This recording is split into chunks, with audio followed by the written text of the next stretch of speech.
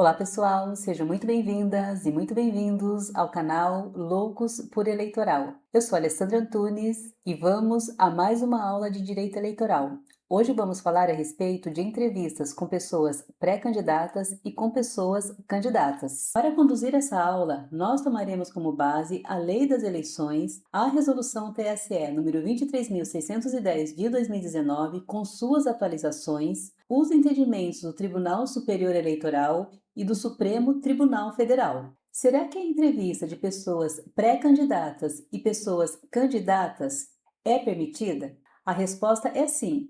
No entanto, as emissoras de rádio e TV são concessionárias de serviço público. Por isso, elas não possuem a mesma liberdade da imprensa escrita ou da internet. Elas estão sujeitas às regras do artigo 45 da Lei das Eleições e também do artigo 43 da Resolução TSE número 23.610 de 2019. Já os podcasts e canais do YouTube ou Spotify ou outros locais da internet são considerados veículos de imprensa digital e também mídia privada na internet, e são regidos pela liberdade de manifestação do pensamento e pela liberdade de imprensa, e aplica-se a eles o artigo 57D da Lei 9.504 de 1997, que diz que é livre a manifestação do pensamento por meio da internet, sendo vedado o anonimato. O grande desafio é equilibrar os pilares da liberdade de imprensa e de informação e o da igualdade de oportunidades entre as pessoas candidatas nas entrevistas. E é sobre isso que vamos falar hoje. Vamos dividir o tema em três partes essenciais. Primeiro, vamos falar sobre as regras de entrevistas na pré-campanha. Depois, vamos falar sobre as vedações e obrigações nas entrevistas na campanha eleitoral. E, por fim, nós vamos falar a respeito da posição do Tribunal Superior Eleitoral e do Supremo Tribunal Federal sobre o assunto. Vamos começar falando sobre a pré-campanha. A campanha eleitoral se inicia no dia 16 de agosto do ano eleitoral. Mas será que antes desse período a pessoa pré-candidata pode dar entrevistas? A resposta é sim, ela pode. O artigo 36A, inciso 1 da Lei das Eleições, reforçado pelo artigo 3º da Resolução TSE número 23.610 de 2019, autoriza expressamente a participação de pessoa pré-candidata em entrevistas, programas, encontros ou debates. Mas atenção, existem duas regras relevantes para a pré-campanha. A primeira é a proibição absoluta do pedido de voto. Nem o entrevistado, nem o entrevistador podem pedir votos de modo explícito ou implícito, com o uso de palavras que têm o mesmo sentido semântico do pedido de voto, como, por exemplo, me apoie no dia da eleição ou dê apoio ao candidato no dia da eleição. A segunda regra é o dever de tratamento isonômico pelas rádios e TVs. As emissoras não podem convidar apenas um pré-candidato da cidade e ignorar os demais. O veículo de comunicação deve conferir igualdade de oportunidade às pessoas pré-candidatas. Passado o prazo das convenções partidárias, que vamos nos lembrar devem acontecer entre os dias 20 de julho e 5 de agosto, inicia-se a campanha eleitoral oficial. E aí o cerco se fecha, porque o artigo 45 da Lei das Eleições traz um rol de vedações para a programação normal e para o noticiário das emissoras de rádio e TV. Nós vamos focar aqui apenas no que afeta diretamente as entrevistas. Em uma democracia, a igualdade de chances entre os concorrentes é a espinha dorsal do pleito eleitoral. É sob esse fundamento que o artigo 45, inciso 4 da Lei das Eleições estabelece uma das proibições mais relevantes para a manutenção da lisura da disputa eleitoral: a vedação ao tratamento privilegiado por parte das emissoras de rádio e TV a pessoas candidatas, a partidos políticos ou coligações. O objetivo do legislador aqui foi conter a interferência indevida dos meios de comunicação de massa na vontade da pessoa eleitora. Como concessionárias e permissionárias de serviços de radiodifusão, as emissoras utilizam o espectro de radiofrequência, que é um bem público. Por isso, elas devem ter estrita neutralidade partidária durante o período eleitoral. E o que caracteriza o tratamento privilegiado? A configuração da conduta ilícita não exige necessariamente a exaltação direta ou explícita de uma candidatura. O favorecimento pode ocorrer de forma velada ou sutil, manifestada de diversas formas, como, por exemplo, assimetria no tempo de exposição. Nesse caso, a emissora de rádio ou TV concede mais tempo de cobertura jornalística, de entrevista ou menções a determinada pessoa candidata em detrimento das demais. Também pode ocorrer a disparidade no tom da abordagem, com a cobertura de teor majoritariamente positivo ou elogioso a um concorrente, enquanto se dispensa abordagens mais críticas, mais jocosa ou pejorativa aos seus adversários. Pode ocorrer também um enquadramento visual ou auditivo favorecido. Neste caso, a emissora usa de recursos técnicos como plano de câmera, iluminação, sonoplastia e perguntas direcionadas que beneficiam a imagem de uma candidatura específica. Pode ocorrer também a abertura de espaço desproporcional para resposta à defesa. Nesse caso, a emissora ela vai permitir que determinada pessoa candidata utilize a programação normal para rebater críticas sem conceder a mesma oportunidade às demais pessoas candidatas envolvidas.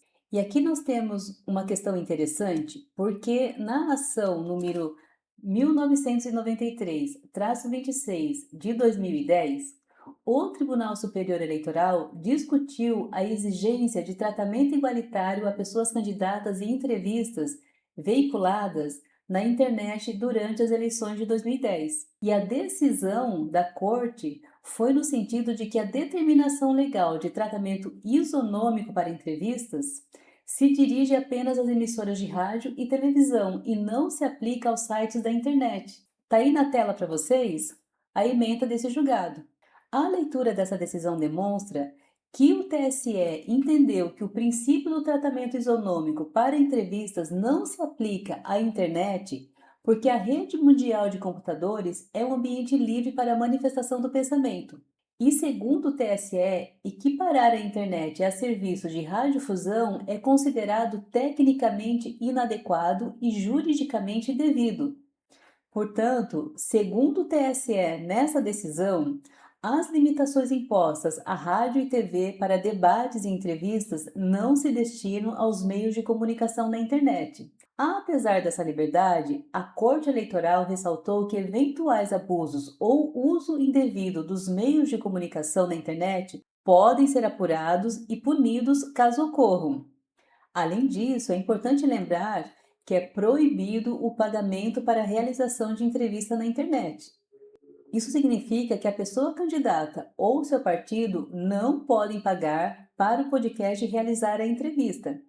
Isso configuraria propaganda paga na internet, o que é vedado pela legislação eleitoral. Também deve-se ter cuidado com o abuso do meio de comunicação social. Porque se um podcast de grande alcance for utilizado de forma sistemática, reiterada e abusiva para alavancar um único candidato e massacrar adversários com desinformação e difamação grave, o veículo de comunicação e a pessoa candidata beneficiada podem responder por ação de investigação judicial eleitoral por abuso dos meios de comunicação social. E se a emissora desrespeitar essas regras e der tratamento privilegiado a uma determinada candidatura? Nesse caso, ela ficará sujeita a uma multa que irá variar entre R$ 21.282 e R$ 106.410. Além disso, essa multa pode ser duplicada em caso de reincidência. Agora vamos falar a respeito da ação direta de inconstitucionalidade número 4.451. Esta é uma decisão importante na prática jurídica eleitoral sobre liberdade de imprensa e opinião. Essa DI foi proposta pela ABERT, Associação Brasileira de Emissoras de Rádio e Televisão, para questionar os incisos 2 e 3 do artigo 45 da Lei das Eleições.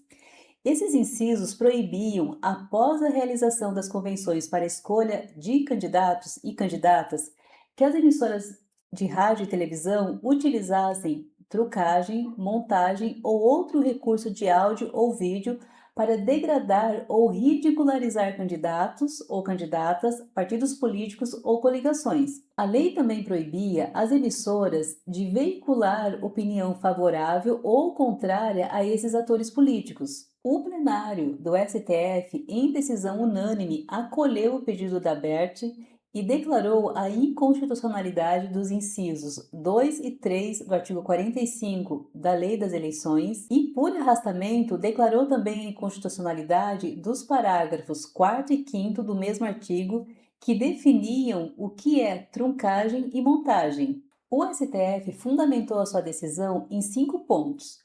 Primeiro, na proibição de censura prévia.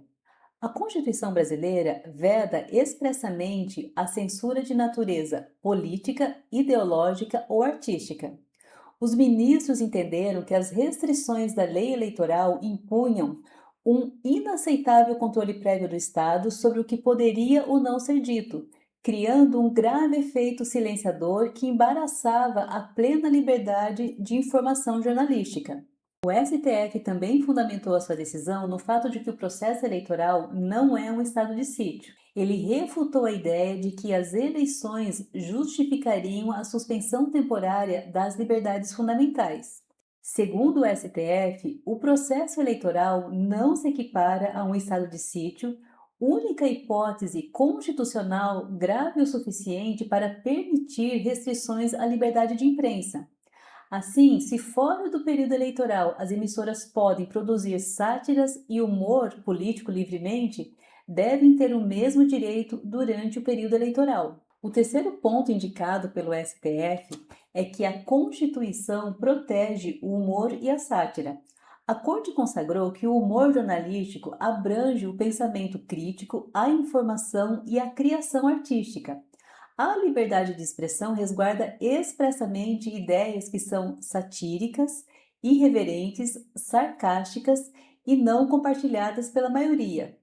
O humor é visto como um vital instrumento de resistência, de crítica e de participação democrática, não devendo, segundo o STF, ser censurado. Como um quarto ponto, o STF alertou que os eventuais excessos, abusos ou a difusão de fake news, aquelas notícias falsas, fraudulentas, não devem ser combatidas com a supressão prévia da liberdade.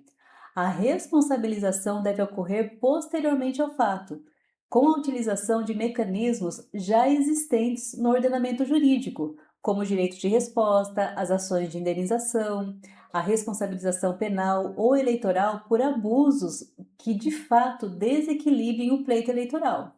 E por fim, como quinto ponto, o STF disse que as emissoras de rádio e TV, por serem concessionárias de serviço público, têm um dever de imparcialidade e não podem encampar politicamente ou boicotar candidaturas de forma explícita. No entanto, esclareceu que a imparcialidade não significa ausência de opinião. A conduta só se torna irregular e passível de sanção quando a crítica abandona o seu caráter jornalístico para se tornar propaganda política, passando a favorecer de modo nítido uma das partes da disputa eleitoral. E o STF pontuou que esse ilícito deve ser analisado caso a caso no caso concreto. Em suma, o STF, na de 4.451, consolidou a jurisprudência de que a liberdade de expressão possui primazia no ordenamento jurídico brasileiro e não cabe ao Estado, nem mesmo a pretexto de proteger o equilíbrio eleitoral, definir ou proibir previamente o formato e o conteúdo das críticas, das manifestações artísticas e dos programas humorísticos. Um ponto importante para anotar é que isonomia não significa tempo idêntico no relógio. Segundo o entendimento pacificado pelo TSE, o tratamento deve ser proporcional e equitativo.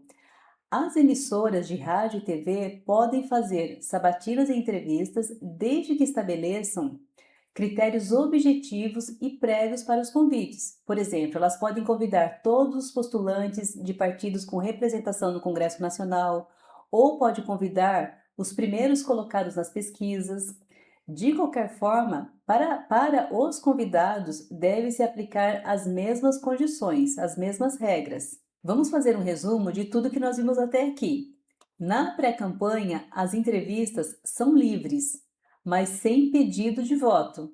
As emissoras de rádio e TV não podem dar tratamento privilegiado a pessoas pré-candidatas ou a pessoas candidatas. Jornalistas podem fazer perguntas de forma dura ou fazer críticas, mas o veículo não pode virar um comitê de campanha para ninguém. As entrevistas em canais da internet, como por exemplo os podcasts, não precisam seguir as mesmas regras que as rádios e TVs sobre a proibição de tratamento privilegiado, mas elas não podem receber dinheiro da pessoa candidata ou partido político para realizar entrevistas. Também não podem propagar desinformação, discurso de ódio ou ofensas graves contra adversários ou usar o canal de forma massiva em favor de uma pessoa pré-candidata ou candidata, porque isso pode caracterizar abuso de poder no uso dos meios de comunicação. E é isso, gente. Espero que essa aula tenha sido útil para vocês. Beijos e até a próxima. Tchau, tchau.